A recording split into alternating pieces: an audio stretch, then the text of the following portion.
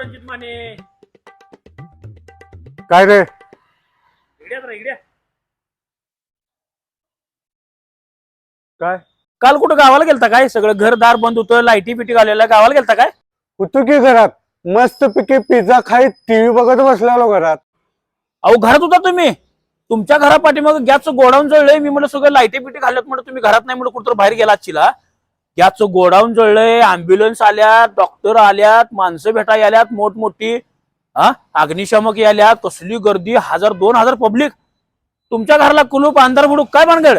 Mane brand Mane godown कुठाय रे त्याचं? तुमच्या बरोबर घरामाग. आमच्या घराण्यात 100-150 वर्ष झालं शिकवण आहे. काही जरी झालं तर मागं वळून बघायचं नाही. तिची चूक आहे, मागं गोडाऊन आहे ते गोडाऊन त्याचं पुढं पाहिजे होतं. पुढं जर गोडाऊन